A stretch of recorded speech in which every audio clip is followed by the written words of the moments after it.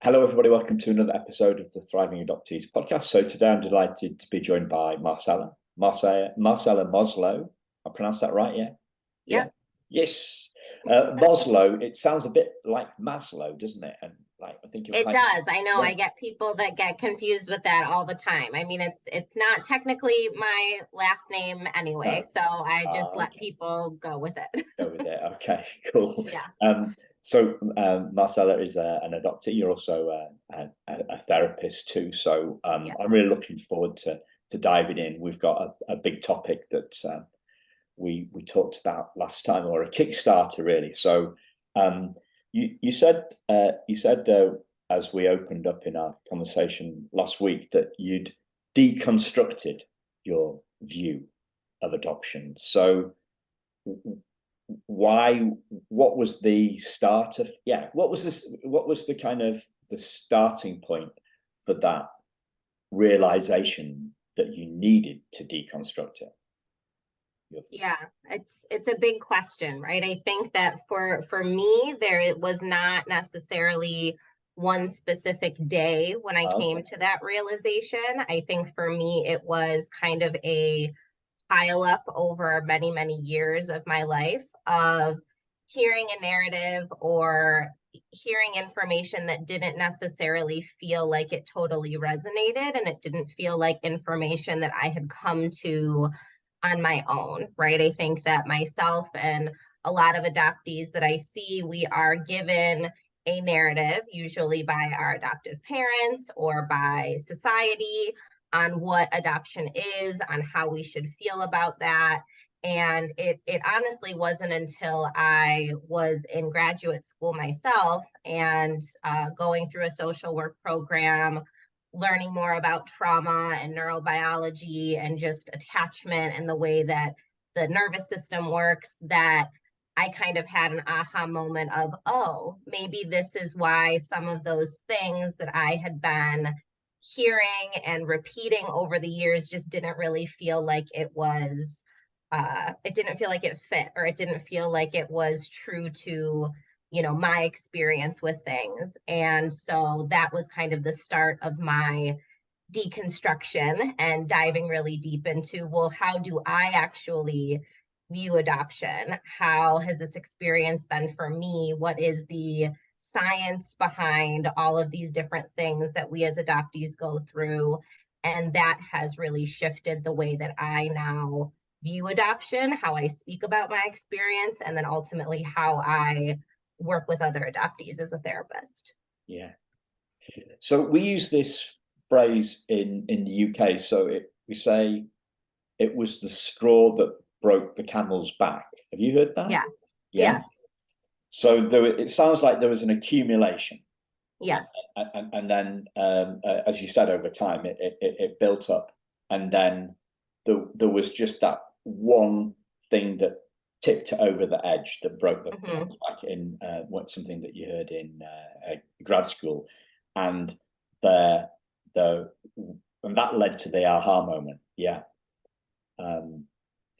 So just to kind of deconstruct what I'm trying to do with the podcast is essentially but I'm talking to you and the listeners, right? So what I'm trying to do is I'm trying to hold up the guests' insights and their aha moments and say, look, Marcella had this aha moment. Does that aha moment resonate with you? Right. Can that prompt other aha moments for you? Can that catalyze insights within you? So that's what I'm trying to do, listeners. That's what I'm trying to do, and the reason why I'm trying to do that is because it's those aha moments that change our lives, right? So when the accumulation gets too much, I'm thinking like of a big buildup of water in behind like a dam, and then suddenly there's a little fissure in the dam, and then whoosh, all the water comes through, right? Right. Yeah, that's a pretty destructive one. Maybe I should think of a more constructive. Well, to be fair, I think that there is truth to that. I think when a lot of adoptees get to a place where they are ready and open to truly exploring things and seeing kind of more of the both and approach, or being able to look at some of the parts of adoption that maybe aren't so pretty, it can really feel like the floodgates are opening. It can feel very overwhelming. It can feel very just overwhelming, because it's in such direct contradiction to what we're typically told, right? So it's kind of like this earth-shattering thing that we have to come to terms with. And so for some, it can be like the floodgates are just opening and we have to kind of figure out a way to stay afloat. Yeah. And I guess the concern is, to continue with the floodgates metaphor, or the dam metaphor, that we're going to drown. Mm-hmm. We're going to drown in this previously subconscious trauma. These, right. And that's the scary bit, that we're going to be overwhelmed. And I've mentioned this maybe once before, but I don't know if I mentioned to you or last time we spoke, but have you heard of a guy called King Canute? No. Okay, so this was I don't know, it was a legend or a true thing, but it was a British, a Brit monarch guy, King Canute, in the Middle Ages, and he tried to put his hand out to stop the waves crashing on the beach, right? So what we're trying to do is we're trying to push away. Sometimes we're trying to push away this trauma that has been previously subconscious. It comes into our consciousness. We become aware of it. We're worried that we're going to drown with it, and we put this weedy little arm out with this weedy little hand, and it's got no chance, right? It's got no chance of holding the water back. The cat is out of the bag. The water has burst the dam, and now we're scared, and we're thinking, well, as you say, like, how am I going to stay afloat? I'm feeling like I'm going to drown in this stuff, and can somebody throw me a lifeline? Right. Well, and I think that's what would be wonderful if society would be able to throw that lifeline a little bit. I think that any way that you cut it, right? Trauma is very scary. It is overwhelming to our nervous system. It is something that fundamentally we are not equipped to cope with. And for us as adoptees, many of us who were quite young when this trauma first happened, we were not equipped to do this. The struggle that I think makes it even more scary for people, and I see this with many people I work with, is when it's not talked about, when we're not validating and making space for the fact that adoption is rooted in grief and loss and trauma. It makes this water even more scary, because we don't know what it is. It's just this unknown question mark that we are very validly feeling and we're experiencing, and we're like in the aftermath of it. But if nobody's talking about it, or if nobody's giving us words to describe those experiences to help us make sense of it, because what's happening is actually like very, very normal. Our bodies are responding in very normal ways, exactly in the way that our nervous systems are designed to. But if nobody's talking about it, we feel like we're crazy, or we feel like there's something wrong with us about how we're reacting or responding to certain situations. And so it makes this undeniably very scary floodgate opening moment even scarier, because we don't know what we're looking at. We don't know what we're dealing with. No. The other thought that comes to mind on this is that there's a societal time lag. So why, like if we look at it, I guess we could look at the fact, well, it's misdirection. It's misdirection by an industry that wants to make money. Make money. I mean, a lot of the agencies are non-profits, but that doesn't mean non-cost, right? Correct. Not in the US. Did I mention this last time, that in the UK, that for a domestic adoption, yeah. There's no, the government pays the adoption agencies, so they're state funded, which I think makes it means that American adoptees have got another extra layer of trauma, because there's that idea of a price on our heads. You talked about last time commodification. You know, like how far are we going? You know, we could go. We go down the trafficking, the slave route. You know, the price on our heads, and I mentioned this quite a lot on the podcast. But I saw a price list for adoptees last year, I think. I don't know how I came across it, but I was almost sick when I saw it, and that commodification. So on one hand, and it might be an and both thing that you mentioned. I think it may be about that industry trying to stay afloat, you know, keep in business, make money, and also there's a timeline. So if we think about the primal wound, like primal wound, it only came out early 90s, didn't it?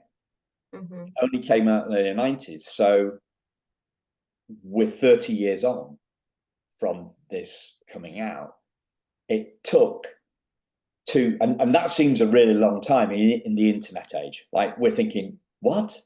Do you know, like, we have instant information, but if we think about how slowly society changes its view, like, it took them 2,000 years to go from a Earth-centered universe to a solar-centered universe. It took 2,000 years to go from the flat Earth theory to the kind of spherical. Right. You know, it takes too long. Bottom line, it takes too long, right, for some of these shifts to happen. And I think when we're talking about adoptees, you know, we don't necessarily have the luxury of time like that. This is stuff that adoptees are dealing with mental, emotional, physical, health-wise on a day-to-day basis. There are, you know, and I stress this with people that I speak to, like, this is a life or death thing for adoptees, and being able to attune to this trauma, this massive loss, this grief that society is really resistant to leaning into and naming is it's a life or death situation. If society doesn't get its act together, quite frankly,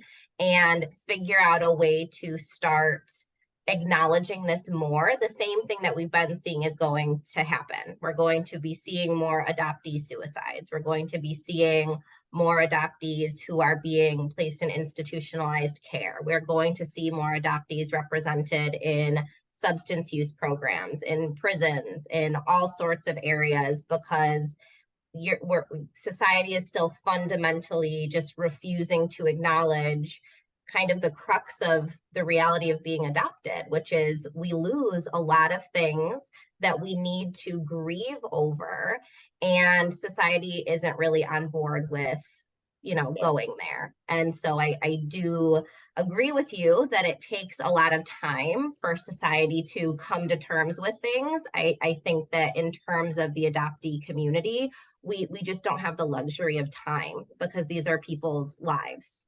Yeah, I agree, and the substance abuse is one way that people cope with that overwhelming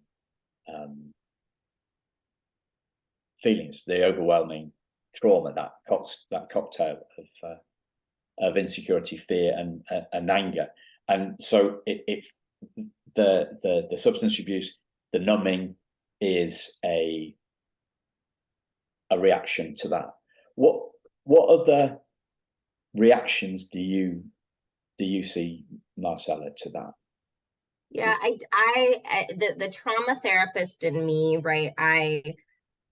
I address and attune to any behavior that an adoptee will engage in as it's protective, right? So for some, that may be substance abuse or numbing with some kind of other substance. For some, that may be overworking and taking on more perfectionistic tendencies. For some people, that may be lashing out or keeping people at arm's length in order to keep themselves safe.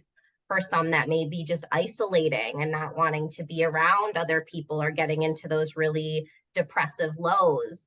For some people, it's going into having a full-blown panic attack, right? Like there is this spectrum of ways in which our nervous system is equipped to help us manage and continue to survive despite going through really difficult traumatic things.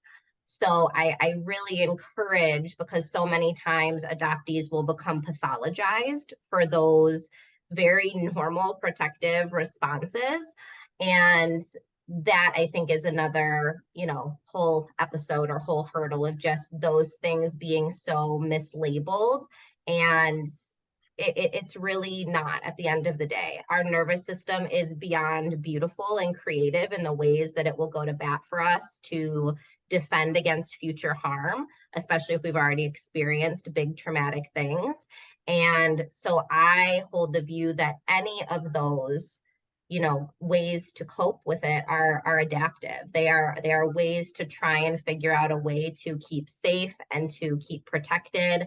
Does it mean that there's not going to be fallout from some of those parts being really, active? No, there probably is going to be fallout. But when it comes to, oh, there might be fallout versus this is going to help me survive, our nervous systems are wired to pick, I'm going to do what helps me survive until you can convince me that there's some other way that we could do this that works just as well, if not better.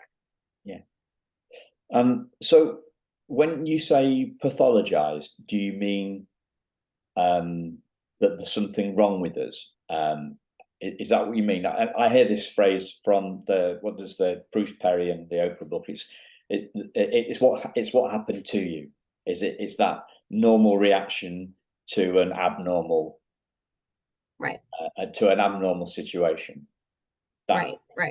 So it's the opposite of in that book, right? I know the book you're talking about. I think that in order to get away from pathologizing, right, and in the clinical realm, which I am in, pathologizing kind of means more like we're slapping a diagnosis on someone. We're, saying that they need all sorts of medications. We're placing them into, restrictive residential care facilities or things like that. When we're talking more societally, it's when we mislabel somebody's behaviors or responses because there's just this fundamental misattunement, right? So the book you're talking about is we want to shift from the what's wrong with you approach to what happened to you, because these things don't just come out of nowhere. Nobody wakes up one day and decides, oh, I would love to just be super anxious when I'm around people all the time. Nobody wakes up and says, I would love to have a substance use issue. Nobody wakes up and said, I would love to not be able to leave my house and just stay in bed all day. They come from somewhere. Those behaviors are trying to communicate a need, are trying to keep us safe. There's a purpose. And too often, even not in the clinical realm, when it comes to adoptees, we're labeled, right? We're labeled the angry adoptee, the ungrateful adoptee, the dangerous adoptee, right? Whatever these things are, when those are really not accurate, and we're missing the way to understand, well, what happened to this person that is maybe causing them to feel like they have to behave or respond in a certain way.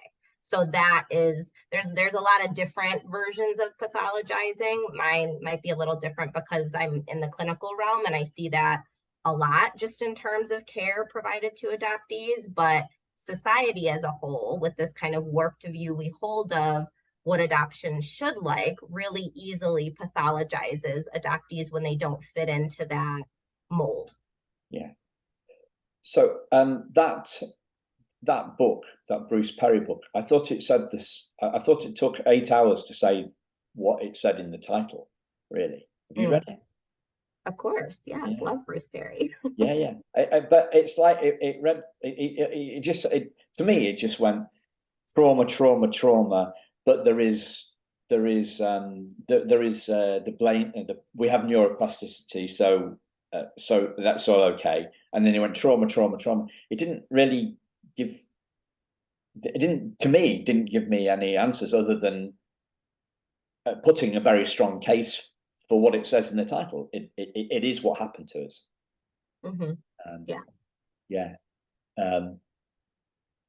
Have you got a more constructive view of that book? Because my view seems a bit, even to myself, to be negative. I mean, I think books in general, right? I think that there's, you take what resonates, and some things resonate more with others than not. I think through my lens, and just like as a trauma therapist, I do think that that book provides a lot of just fundamental baseline knowledge, because there's still, even not in the realm of adoption, just in general, people still don't have a solid hold on what trauma means. There still is this stigma, oh, it's, you had to have been in this horrific car accident, or it's what happened on 9/11 when the planes crashed into the Twin Towers. There still is not a lot of space for the spectrum of what is trauma and how that impacts our brains, our bodies, our nervous systems.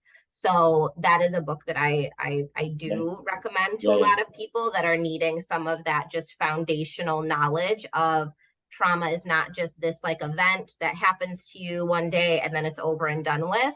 It's something that will have lifelong effects, and it's the experience of that trauma that for us as adoptees is still very alive and well within our systems, and it will find a way to continue to come out until there is some level of healing that's able to be done.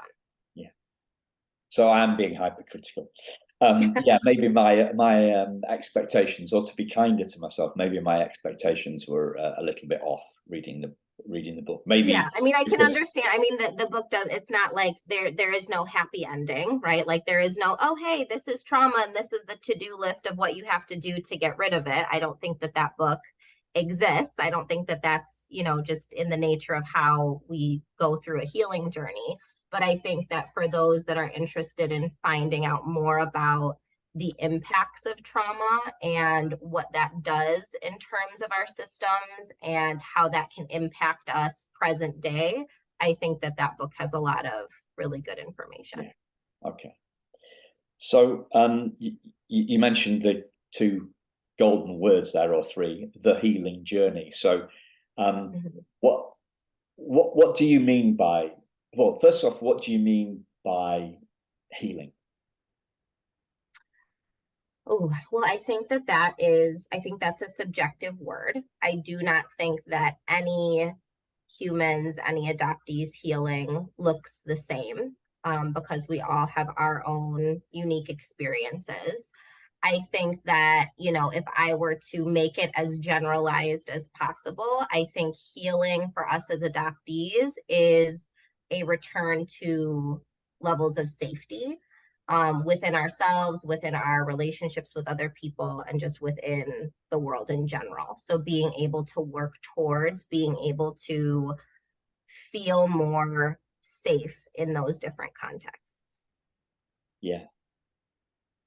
So in two massively oversimplified words, feeling safer. Yeah. Yeah. A lot of this hinges on safety. Yeah. In safety. Okay. So rather than being hyper vigilant, that's I guess the opposite. We're looking at transition from. We're looking at a reduced layer of vigilance. It could, I mean, that's one end of the spectrum, right? Some adoptees experience that hypervigilance, that anxiety, that, always having to be on guard. But then we do have a lot of adoptees who are on kind of the other end of the spectrum, which is like, you're just kind of turned off, right? Like you are not present in your system. You're not present in the environment. You're kind of just operating on, I call it like autopilot. And sometimes for adoptees that ebbs and flows, right? Sometimes they are more on that hyper vigilant end of the spectrum, and then something happens and they, swoop right into that, just kind of more dissociated, checked out portion. So ideally, we want to figure out a way to be able to access safety, because safety will ultimately help us to feel more regulated within our systems. It doesn't mean that we're never going to go into that, hypervigilant state, or we're never going to go into that checked out state. But when we do, we want to be able to still have a point of access for safety and regulation. Yeah. I've never heard that. I mean, I'm on 320 odd episodes of the podcast, and I've never heard or not. Maybe it's been said, and I've not remembered it, because clearly I'm fallible. But I love that. I love that spectrum from the disassociation and the hypervigilance. So is safety in the middle of that place, or is it on that spectrum, or do you see that as like a different axes? Do you know what I mean? Like, you know what I mean? If you do a graph, it's got an x-axis and a y-axis. I might be trying to overcook it here, right? Just tell me if I am. Well, no, I think that, when we look at it, and the lens that I use a lot is, Stephen Porges and polyvagal theory, and just what we know about our nervous system, is it is possible to still have access to regulation, but also be in some of those other ends of the spectrum, right? Like, that is possible. Very, very few times are we just solely in one of those zones. We kind of ebb and flow, and over the course of an hour, over the course of a day, our nervous system is constantly kind of moving between those different states of regulation versus dysregulation. And I think what's really important, and a lot of times when people are going into therapy, right, they have this idea of like, well, I want to be calmer. I want to not, get as anxious, or I want to not get as angry. I just want to be calm. And when I'm talking about regulation and safety, that doesn't equal calm, right? Calm is kind of this like buzzword that's gone around, whereas the core of what we're wanting for those of us who have, really vulnerable, traumatized nervous systems, is we want to get to a place where regulation and safety is accessible, where we can have like a little touch point of that, even if then we have to go back into a hypervigilant space, or an anxious space, or a kind of zoned out space. We want to be able to have a little bit of a touch point. And that is a lot of what, healing in terms of my practice looks like, is we're having to help people expand their ability to tolerate some of the dysregulation, but also know and be able to gravitate toward some of that safety and those regulation points. Yeah. I was thinking of, I was thinking of, for some reason, what popped into my head was the analogy of, you see a reporter on the telly, particularly the more serious current affairs and news programs, where they ask the politician a question, and the politician is trying to dodge the question, and the reporter is going, is trying to push the buttons, and it's quite an aggressive it's an aggressive conversation, where the reporter's trying to get to clarity, and the politician's trying to cover, trying to fudge it and get into. But the politician is staying calm whilst being goaded and pursued by the reporter. Does that make? So it is they're trying to, but they are remaining calm under pressure. Is that the sort of, is that a useful analogy, or am I a little bit off track? I mean, I think it depends, right? I think it depends on the situation. Again, the goal in my view isn't necessarily calm, right? I think we have this view of calm as like, somebody who's meditating and like doing yoga, and they're taking all these deep breaths, and like that's the societal kind of view of calm, which is not always realistic, right? Like my version of regulation, or I talk with parents, many of the kids that I work with, their version of being regulated or quote unquote calm is not sitting there laying down, like being totally still. They are moving, they are playing, they are jumping, they are, having their voice get louder and then softer, right? Like that would not be the societal view of calm, but they are totally regulated, right? They have a capacity to be connected, they have a capacity to engage, they have a capacity to access whatever levels of higher level brain functioning that they're developmentally, have with them at that point. So it's different. I think a lot of times there can be this masking of like somebody can appear quote unquote calm on the outside, but inside their nervous system might be going all over the place. And sometimes that can actually cause more harm, because if what we're doing on the outside isn't matching our internal experience, that doesn't feel safe, right? That doesn't feel safe when those things are mismatched. Just like if you're a parent and a caregiver, if you're telling this baby, oh, everything's fine, like you're good, but you have a mean face on, right? Or your body language is not very kind or very inviting, that doesn't feel safe, right? Our systems are literally wired to assess millions and millions and millions of cues of safety and cues of danger every hour, every minute, every day, right? And so when things don't match, and kind of like I was talking about earlier with my own deconstruction of adoption,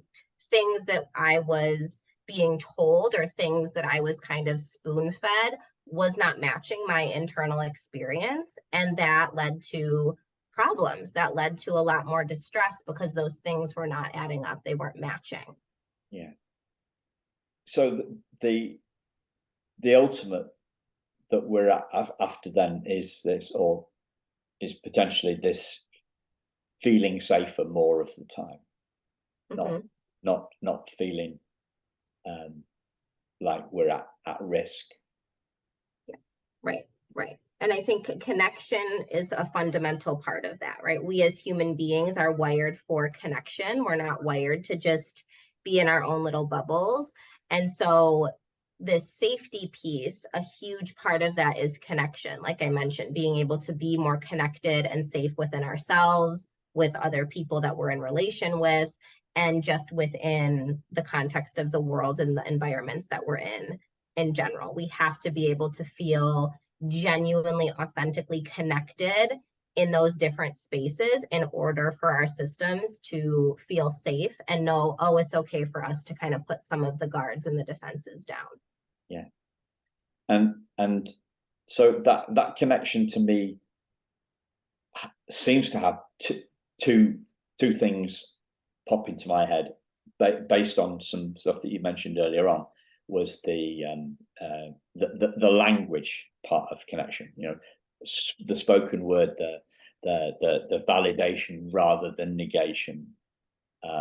So the connection has two parts. It has the linguistic part, I guess, and then sometimes you've like just hugging somebody, right? There's some you were alluding also into sort of we're not alluding, you mentioned the body language thing. So the words are saying one thing, but the language is saying the body language is saying something else, and we know that the words are the bit that are false. Yeah, we don't. It's the body language is the sign to the truth, rather than the words. The words may be just. So, can you talk a little bit more about that connection thing? Put a bit more flesh on the bones of that. Yeah, so in terms of the adoptee experience in particular, right, we're talking about a lot of different losses of connection, right? And that's individualized depending on the adoptee experience. It's loss of biological family, it can be loss of, ancestral lines, it can be a loss of culture, a loss of, birth country, a loss of, just medical history, right? There's so many losses that kind of force an adoptee to be out of connection with all of these different people, places, things, right? And that is a massive blow to the system because, like I mentioned, we are wired to connect. We are wired to be in connection with other people, places, and things in order to feel safe, in order to feel regulated, in order to do the things that we need to do in the world. So when that, and for a lot of us, you know, this starts very, very young, when that is taken, when those first connections are ruptured and there is no acknowledgement of it, or there is no validation of it, it's just expected like, oh, you were a baby, right? Like you're fine, business as usual. That doesn't line up. Just like, you know, and some of this trauma continues even after adoptees are in their adoptive homes, right? When adoptive parents refuse to acknowledge that their child might be of a different race or a different cultural background, right, than they are, and just want to raise them, you know, in the same way that they were raised, or when there is a resistance to talking about biological family or you know, certain aspects of the adoption experience, right? There's all of these additional ruptures in connection, which then, you know, it's not a shocker that a lot of adoptees really struggle with relationships, struggle with trust, struggle with being able to kind of trust their gut instincts on things, because so many really vital connections have been ruptured. So we learn this really difficult lesson of, oh, connecting isn't safe, but we're still wired for it. So we're in this like constant limbo of like, oh, it would be really nice to connect. Like sometimes that would feel like a really amazing thing, but don't forget that usually doesn't end well. And that's really terrifying to connect, and it's more dangerous. And like, we don't want to take that risk, right? So you see a lot of this ping-ponging tug of war back and forth for adoptees when, you know, number one, connections are ruptured, and number two, when connections are ruptured and there is no repairing those ruptures that happen. That's really kind of the land in which a lot of adoptees live in, is we've had these connections that have just been severed out of our control, and we also have never had any kind of repairing or acknowledgement of the fact that these connections were, you know, severed or lost. Yeah. So the ruptured, to put it simply, am I right in saying that the ruptured connections reduce safety? Correct. So that's why you're talking about the repairing, the repair of connections to increase safety, yeah?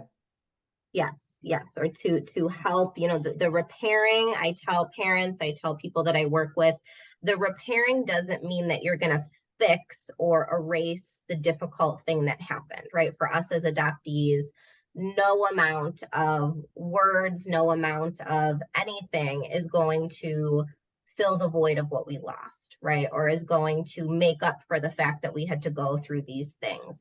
What repairing has the power to do is help the nervous system to have different experiences with being out of connection, right? For most of us as, you know, children, when we're adopted, we just have to kind of figure out a way to deal with what happens to us, whatever that may look like on the spectrum of options.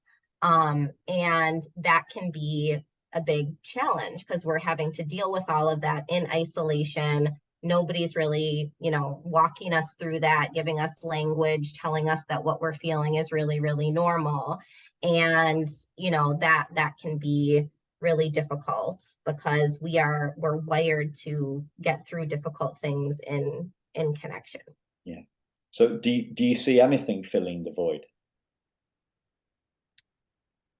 No, I don't think it's possible to fill a void of something that should have been there all along that we've lost access to. I think it's possible to figure out how to not have that be the focus all the time and have that be the fundamental, you know, thing that you're looking at every single aspect of life through. But no, I don't think that there is something that is going to be the filler of that, of those voids. Yeah. What do you see the void as being made of? It's a really weird question because the void, there's nothing. Yeah, I think that each adoptee would describe that differently, right? When we think of the span of losses that adoptees have to endure, for some, the void is, I will never know members of my biological family. For some, it's, I will never be able to go back in time and make up for all of that lost time. For some, it's, I now don't have access to my birth culture, my birth language, my birth country, any of those kinds of things. For some, the void is, I will never be fully understood because my adoptive family is of a different race, ethnicity, whatever, than I am, right? That void can, again, everything's on a spectrum. That void can encapsulate a whole bunch of different things. And I think the power of some of that repair work is, you know, we're human beings at the end of the day, right? We are going to get out of connection with people, or there are going to be ruptures. But when we repair, we're making a conscious choice to say, you know what, like, you're important enough for us to work through this, instead of what our first experiences were with, you know, a separation or a rupture in attachment or connection, which was, oh my gosh, I'm like in survival mode, right? It's either life or death because this is like the worst kind of pain imaginable. What we offer when we try to connect and repair those ruptures is, I'm going to give your nervous system a little teeny tiny dose of a different experience with being out of attachment. Instead of saying like, oh, you're out of attachment, like go deal with it, figure it out. I'm kind of, like you were mentioning earlier, giving you this lifeline of, yeah, we got out of connection and that really, really sucked. But like, here's a way that we can get back on track and you don't have to do that alone. Yeah. So are we talking really then about if the void can't be filled, and I love your point about it being specific to personal to every adoptee. Are we really then talking about coming to terms with that void, rather than, yeah, is that what we're talking about? Is it you know, like, because for me there's the similarities with grief here. Mm-hmm. You know, like, so I started the show notes to one of the podcasts that I published today. Time isn't the greatest healer, right? So if there's this thing, right, time, when you think about grief, you say, okay, well, time is the greatest healer. You mourn the loss. I mourn the loss of my dad 6 years ago, but it's somehow I come to terms with it over time, and so people say, well, time's the greatest healer. Well, it's not that time's healed it. It's that my perspective has changed, and I have come to terms with it. That's the thing that pops into my head in terms of, so we've got a void that's never going to be filled. We are coming to terms with that. We are coming to terms with that void. We are having a shift in the pain associated with that void. Yeah, how would you see that? How would you see that? Yeah, I mean, I think again, it's an individualized journey for any adoptee. I think that, you know, for some, coming to terms and that terminology maybe doesn't resonate, or I've seen that before with people when, you know, people say, oh, well, I've got to learn to accept it, right? Like, I think for a lot of adoptees in particular, like the word like accept is really difficult, because then it's like, oh, but you're saying I have to like accept that all of these really difficult things happen to me. So I do think that there is a really big importance in adoptees using language that resonates for them. I do agree with what you said, kind of in terms of the grief, in terms of coming to, you know, new beliefs or new insights about adoption and how that impacts somebody. It's, you know, it ebbs and flows over time. I don't think that it ever, like, the size of it doesn't necessarily shrink, just like the size of, like, when somebody passes away, we are always going to miss them incredibly, but our world around it kind of shifts and changes, right? So our support system may change, the things that we do to take care of ourselves may change, the way that we show ourselves compassion throughout that journey may change. So I think it's less about, you know, quote unquote, coming to terms with the fact that, well, I'm adopted and this is just where I'm at. And so I have to accept it and I have to learn to deal with it, and more about being able to acknowledge, you know what, I did go through this experience that was really challenging, that I had no say in, that, you know, was filled with all of these big emotions. And if I choose, I can, you know, decide how I want that to impact the rest of my life moving forward, right? To what degree am I going to address that? To what degree am I going to speak about that? To what degree am I going to learn more about that, right? That is a personal choice for any adoptee. But I think what is important to focus on is that it's never going to magically go away, but we can significantly shift the amount of bandwidth that we use to protect ourselves from that trauma, that there is healing that's possible, in terms of not having to just use all of these really exhaustive protective strategies all the time. Yeah. There was a funny thing happened I was trying to pin it up. No, sorry, I'm waffling a bit here. Hold on a minute.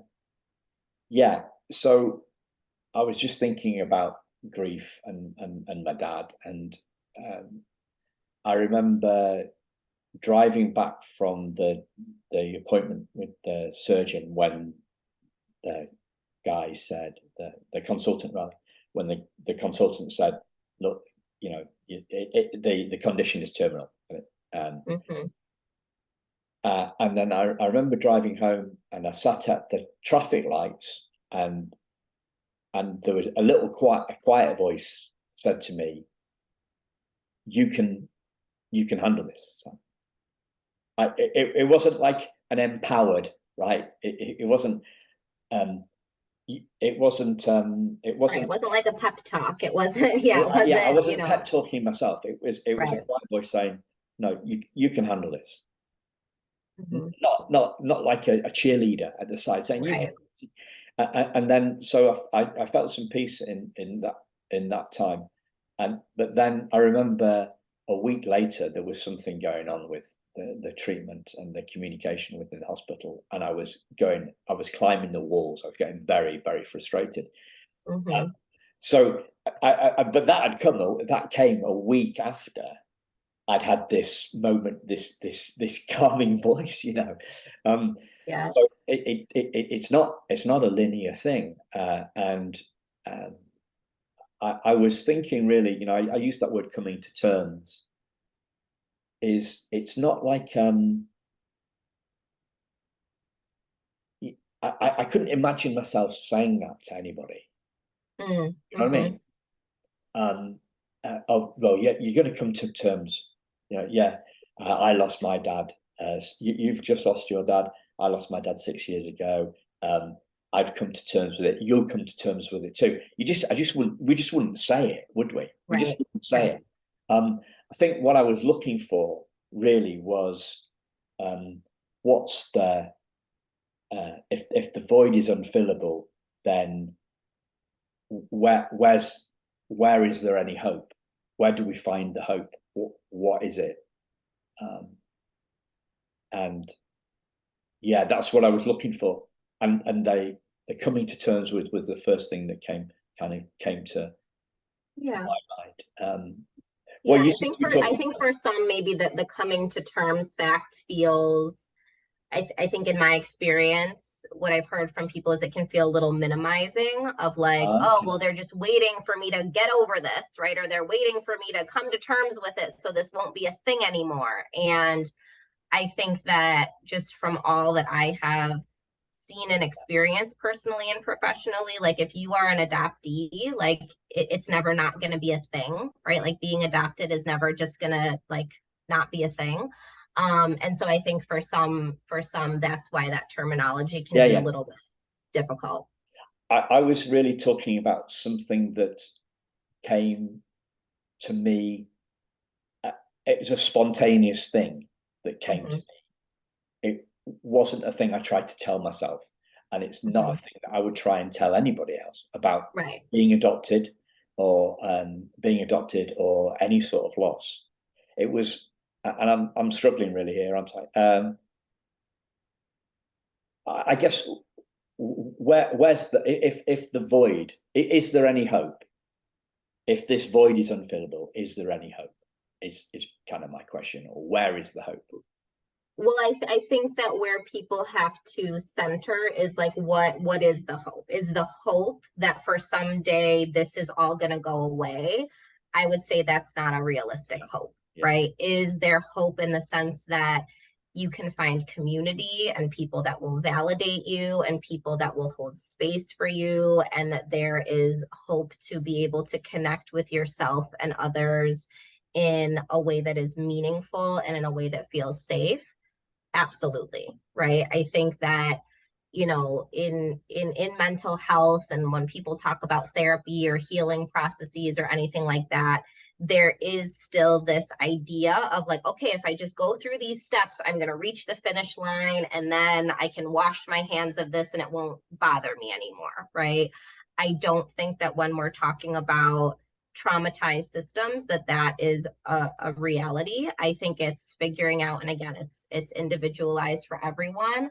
What is it that they would maybe want to see a little bit different? Is it I want to be able to be more vulnerable with people that I'm close with? Is it that I want to be able to help myself when I'm in the throes of a panic attack? Is it that I want to be able to not feel like I just have to numb myself out all of the time because I'm too scared to feel things, right? Like those are all different things to work toward.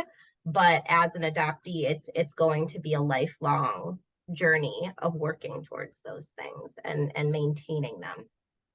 Yeah. I think we've got a different view on that, but I don't think I can express mine as eloquently as you by a long stretch. That's okay. I've had a lot of practice. Yeah. To me, it feels a little bit like the warmth of the warmth of community and the warmth of insight.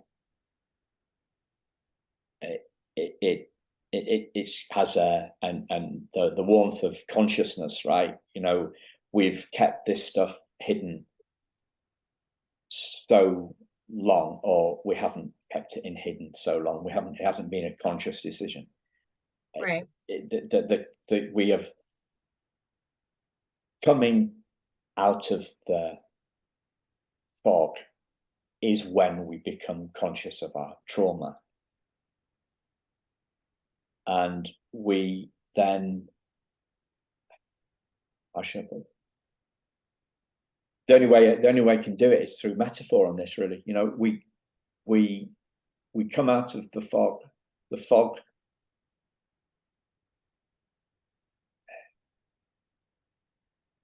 thin. It goes. We come out of the fog. The fog has lifted.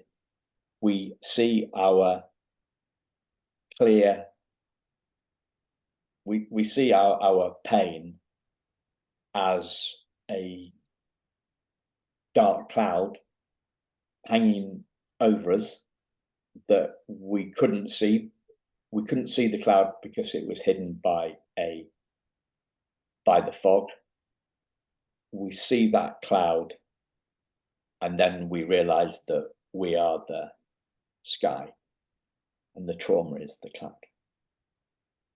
Right. That's not the entirety of us, right? I'm not suggesting by any means that those who have experienced trauma, that is their identity, that is all of them, right? But it is, I think, an ongoing journey, right? When I have kids that I work with that are 8 years old, we can move through some of those things, but likely when they're 25, they're going to have to kind of go through some different things. When they're 60, they're going to have to go through some different things. So I understand why a lot of people gravitate toward that terminology of like coming out of the fog. Where I think it can get a little bit sticky is that I think that it, similarly to people's viewpoint of therapy and that kind of healing journey, is it kind of alludes to this like end point of like, well, once I'm out of the fog, then I never have to go back there, which, you know, I can speak from personal experience, from professional experience. Like, we might be in that fog at a couple different points, and we might have to navigate fog that's a little bit different and that we deal with a little differently because we're at different stages or different ages of our lives. And so I think that it is a constant ongoing journey for us as adoptees and those that are in our lives supporting us to go through all of that. It's not just like a one and done. One and done, no. I totally agree with you on that. Did you distinguish us between? Did you make a distinction in that last thing that you said? But did you separate us from our trauma? Is that what you did? Did you make a distinction, as in we are not our trauma, as in I came up with this a couple of weeks ago.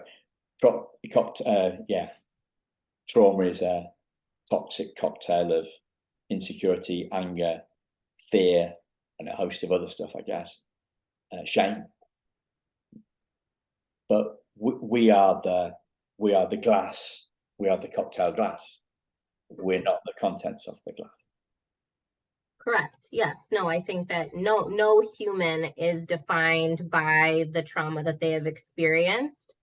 But what I think is inevitable is that trauma that we experienced is going to shape and mold the way that we view ourselves and view the rest of the world, right? Those things, until there is able to be some separation, because especially for young children that have experienced trauma, they are unable to separate. I'm not this. If this is happening to me, then I internalize it and it's about me. That's just how young humans are, you know, that's just how they function. They're trying to make sense of it. So yes, ultimately, we want to be able to have a little bit of a distinction of like, we are not one and the same, but those things that you've experienced that have been really difficult and overwhelming and scary and traumatic are inevitably going to impact the way that you move through the world. Okay, cool. Coming into land now, is there anything else that you'd like to share? As always, listeners, there's links to Marcella's website and socials in the show notes. Is there anything else that you'd like to share? Something that I've not given you a chance to talk about? No, I appreciate the conversation. I think that this is where levels of healing can come from, right? I know when I was growing up that there were not platforms and things that were having conversations like this. And I think that for many people can be part of the healing process of just being able to hear from other people, you know, taking what resonates. If things don't resonate, that's always okay. But I think that, you know, there is no right way to heal, right? I think that that's something that is a really important thing for adoptees to know, is you are absolutely worthy and deserving of healing in whatever way that looks to you. But there is and never has been just a one size fits all policy. Healing is a personal thing. Yeah. What I didn't mention is that obviously people have got this far. They're into the podcast. They've been listening to us for an hour. Marcella is also you're a co-host, aren't you? Yes. Amy, fellow adoptee and therapist, Amy Wilkerson, and I have our own podcast, Adoptee's Dish, that we co-host together. Okay, so there'll be links to that, of course, in the show notes, listeners, so you can check out more about Marcella's stuff, because as you know, she's got the lived experience, the professional experience here, and her ability to communicate it a little bit better than me. I'm a newbie, still a newbie in this thing. I don't even have those qualifications that you do. So, yeah, thank you very much for sharing what you've shared. Oh, just one last thing. I sometimes ask this, sometimes I don't. Can you think of a title for this? Does a title come to your mind? A title for this? Oh my goodness, you're putting me on the spot here. You were just really talking me up, and now I'm gonna like totally flub this with thinking of a title.